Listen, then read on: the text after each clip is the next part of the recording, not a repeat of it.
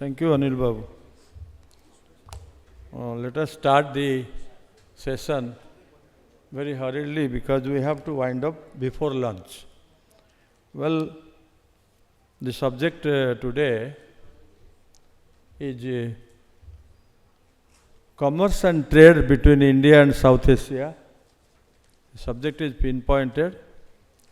Well, we know about the culture of Odishan trade and commerce in ancient India. These are all museum effect, and we know how they were there. The culture was there. That's why we are talking of, and he was referring to, Anil Babu was referring to the existence of the remains of maritime, the boats, ships, shipbuilding. There are so many manuscripts available. Many manuscripts are available in the area of Chilika Lake regarding shipbuilding and that type of ship which was very big in its character, which could carry elephants. Because you know the picture in Konark, the elephant is carried in a ship. So we need not go for because we have so many literary evidences in Odia, in Sanskrit, regarding the maritime activities. We need not talk about that, or we should pinpoint on the topic of the particular ports from which what type of materials, goods were exported and what were imported. That is important for trade and commerce.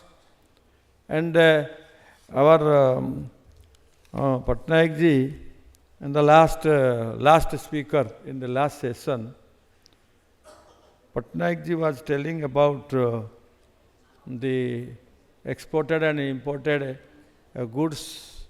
He was hinting upon, and how from Tamralipti, Manikapattanam, and there I have visited particularly those ports, and during my work in the 70s and 80s in Prachi Valley also, we were quite aware of Jahaj Guja Boitukud. All these things I don't want to say because they are all known now and we have discussed in detail.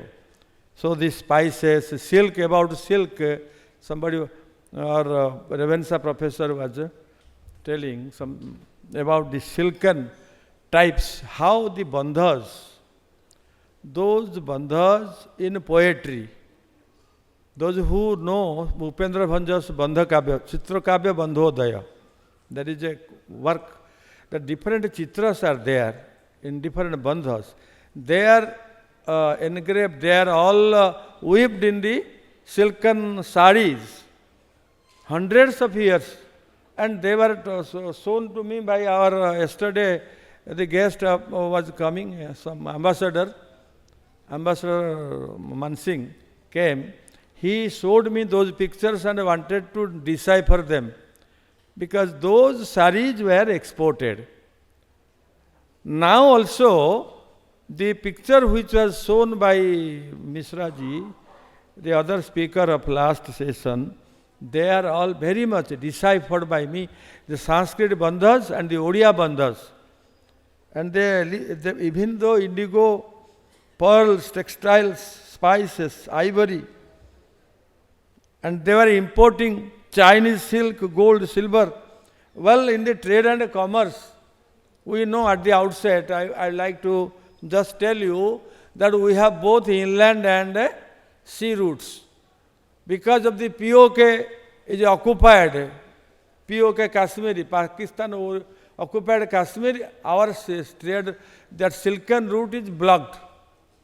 Otherwise, that is the most important trade route, which we could approach directly to the Asia Minor and the European country. Our trade is blocked by the land route. But the sea route, because you know, when Sang came to Prachi Valley, by that silken route, though he went back to China by the sea route. So it is all, the trade and commerce was important. Our people from Odisha were not going for forming any colony like European people. They were not interested for any colony. They mean business. If they could do colony, then many people could go and they could bring many rupees from the Battle of Plassey.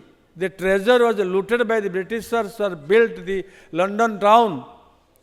And so many steps of the metro rail was all built from Murshidabad's treasure. That's why the trade and commerce was most important for Odia people. That's why the sadhu, sadhava. Sadhava means it is the sadhu sabd. Sadhu means that the person who is engaged in business.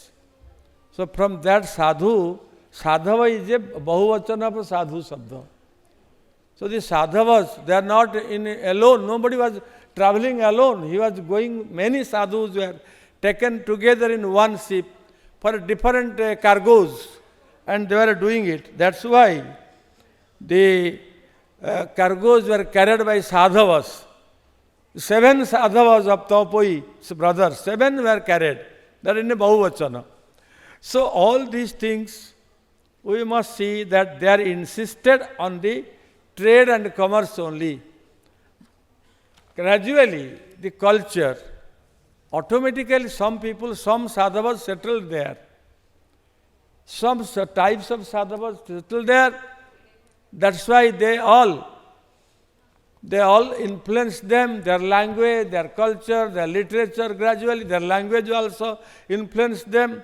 In the last session, Madam was telling about the language of Indonesia. I have been also to some other eastern countries. The language is intact. Many Sanskrit words are there. So, even in Vietnam, Bhartrihari Mata was telling on that day that from Contilo, the bell metal pots were carried, were sold in the market of Vietnam market as a Contilo pot. Even today, I am telling about the present day, and the darpana or the mirror not made of glass, mirror made of copper. Because in Jagannath temple you don't have any mirror made of glass. That is made of some other bell metal. So that darpana was carried through silken route. And some papers were written by Basilikov, one professor of St. Petersburg, that darpana was carrying so beautiful edifices. So that is the importance they carried there, all the goodwill of the artisans of our people, that Odisha people were good artists. Village artisans are very, very skillful. Our esteemed Prime Minister, Honorable Prime Minister also said it in Rasa. He showed the scarf he was wearing, the gamucha, and showed it in Rasa, that this is from Odisha. And Odisha people are very simple but very skillful. That was the verse of the Prime Minister. Nobody has told till today about this Kalinga or the Odisha so nowadays. So now I will request the scholars to insist on those points. Now address by Dr. Vinod Mishra, Advocate, Odisha High Court, will be given 12 minutes of time.